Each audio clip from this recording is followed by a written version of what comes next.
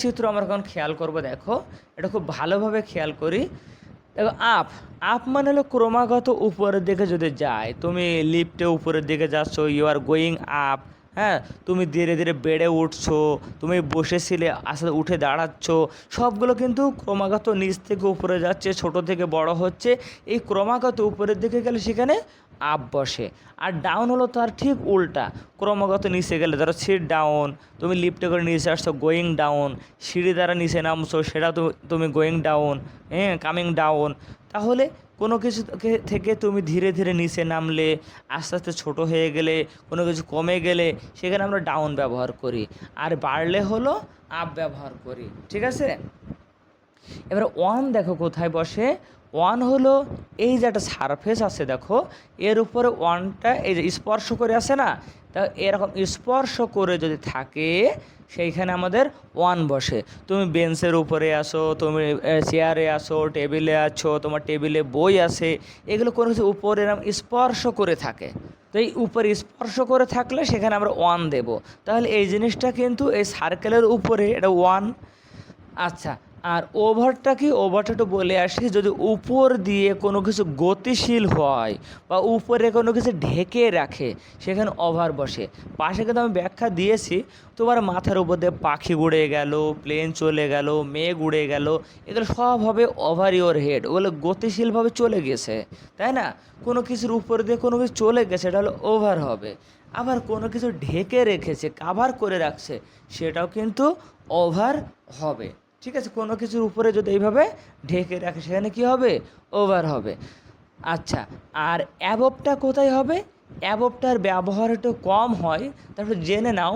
অ্যাবভটা মানে উপরে, কিন্তু এটা হলো কি কয়েকটা জিনিস আছে একটার উপরে আর একটা, এটা বোঝাতে অ্যাবভ বসে। কারো র্যাঙ্কিং মানে পদবীর ক্ষেত্রে এই তার উপরে আরেকজন আছে এটা বোঝাইতে, বা মনে করো একটা দাগ দেওয়া আছে, এই দাগের উপরে সাইন করো, এই উপরে বোঝাইতে হলে অ্যাবাব বসে। তার মানে অ্যাবাবটা কিন্তু খাটের উপরে অমুক আছে, তার উপরে অমুক, এইগুলো হলো অ্যাবাব বলবে না। অ্যাবাব হলো মূলত তোমার অ্যাবস্ট্রাক্ট সেন্সে কোনো কিছুর উপরে আছে অ্যাবাব বসবে। একটা বস্তু আছে উপরে, তার উপরে আরেকটা বস্তু আছে, এখানে হলে অ্যাবাব বসবে। ঠিক আছে, যেমন ওয়ালে মনে করো একটা ক্যালেন্ডার আছে, ক্যালেন্ডারের উপর একটা ঘড়ি আছে, ওই ঘড়িটা হলো অ্যাবাব দ্য ক্যালেন্ডার। ওকে, এই হলো আমাদের অ্যাবাবের ব্যবহার। আশা করি তোমরা বুঝেছ। তো আর একইভাবে ওই অ্যাবাব যেখানে বসে তার উল্টা হলো আমাদের বিলো। বিলোটাই একই, কোনো কিছু নিচে। আর আন্ডারটা হলো কোনো কিছু সারফেসের নিচে, মানে একটা বস্তুর নিচে, খাটের নিচে, গাছের নিচে, ছাদের নিচে, এই নিচে বোঝাতে হলে আন্ডার বসে। ঠিক আছে, আর ওই পদবী বা দুইটা বস্তু আছে, একটার নিচে আর একটা আছে, এইরকম বোঝাইতে আমাদের বিলো বসে। তো আশা করি তোমরা এটা বুঝেছো। ইনটু ইনটু হলো বাইরে থেকে ভিতরে আসা বা যাওয়া। কেউ বাইরে থেকে ভিতরে গেল বা কেউ বাইরে থেকে ভিতরে আসলো, এটা বোঝাইতে ইনটু বসে। এই যে আমি একটা চিত্র দেখো দিয়েছি, এই যে ইনটু হলো এই যে বাইরে থেকে ভিতরে যাওয়া গতিশীল অবস্থায়, আর ইন হলো যে আগে থেকে কোনো কিছু আবদ্ধর ভিতরে আছে, এটা হলো ইন। আর থ্রু তখনই কিন্তু বলেছিলাম, থ্রু হলো কোনো কিছুর মধ্য দিয়ে চলে যাওয়া, কোনোটা সময়ের ভিতর দিয়ে। মনে করো তুমি এখন খুব কঠিন সময়ের মধ্য দিয়ে যাচ্ছ, তাহলে হবে you are going through hard times, কঠিন সময়ের মধ্য দিয়ে যাচ্ছ। ঠিক আছে, বা কেউ একটা কোনো জায়গার মধ্য দিয়ে যাচ্ছে, কেউ জঙ্গলের ভিতর দিয়ে হেঁটে যাচ্ছে, এই মধ্য দিয়ে বোঝাইতে থ্রু বসে। আর একটু জেনে নাও, ইনটু কোনো কিছু দেখা যাচ্ছে পরিণত হওয়ার, রূপান্তর হওয়ার ক্ষেত্রেও কিন্তু ইনটু বসে। যেমন পানি বাষ্পে রূপান্তর হয়, ঠিক আছে, কোনো কিছুতে কনভার্ট হয়ে যায়, সেখানেও ইনটু বসে। আরেকটা এবার দেখো, যদি দুইটার মধ্যে বোঝায়, দুইটার মধ্যে, তাই দুইটার মধ্যে বোঝাইতে আমাদের বিটুইন বসবে। দুইজনের ভিতরে, দুইটা বিষয়ের ভিতরে, দুইটা দিনের মধ্যে, যে কোনো দুটো কিছুর ভিতরে বোঝাইতে ওই মধ্যে বোঝাইতে বিটুইন বসে। আর দুইয়ের অধিক, সেটা 3, 4, 5 অনেক বেশি কিছু হইতে পারে, অসংখ্য হইতে পারে, তাদের ভিতরে বসে তখন হলো অ্যামাং বসবে। তাহলে অনেকের ভিতরে অ্যামাং, দুইজনের ভিতরে হবে বিটুইন। ঠিক আছে তো? এরপর আমরা যাব, দেখো এখানে একটা প্রাকৃতিক দৃশ্য আঁকা আছে। এখানে আমরা মূলত 3টে প্রিপোজিশন শিখবো। একটা দেখো যে মেঘ থেকে বৃষ্টি পড়ছে, তাহলে আগে চিত্র খেয়াল করো তো, যে উপর থেকে কোনো কিছু নিচে আসলে যদি ক্রমাগত নিচে আসে সেটা কি হয়, ডাউন হয়।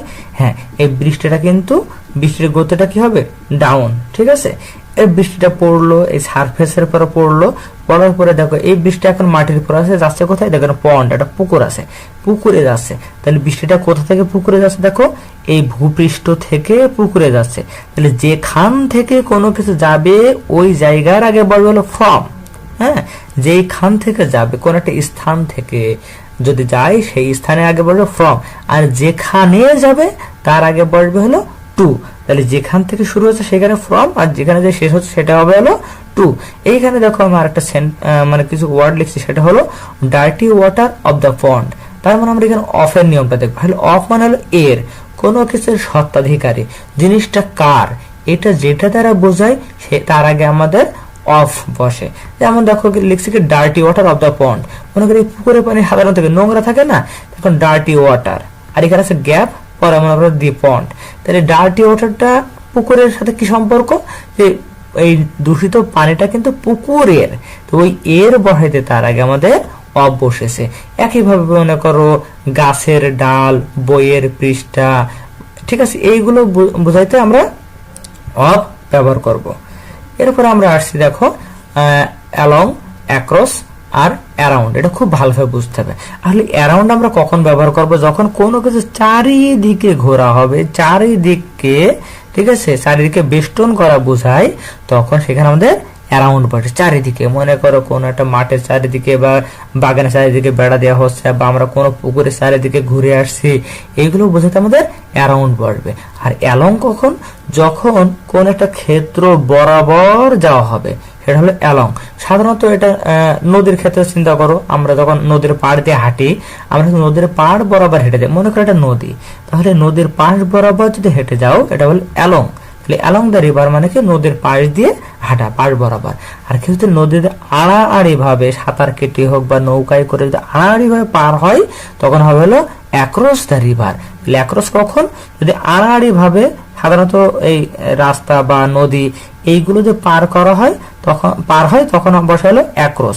আর পাশ বরাবর যদি হাঁটে, পাশ বরাবর লম্বা বরাবর যদি যায়, তখন হয় হলো অ্যালং হবে।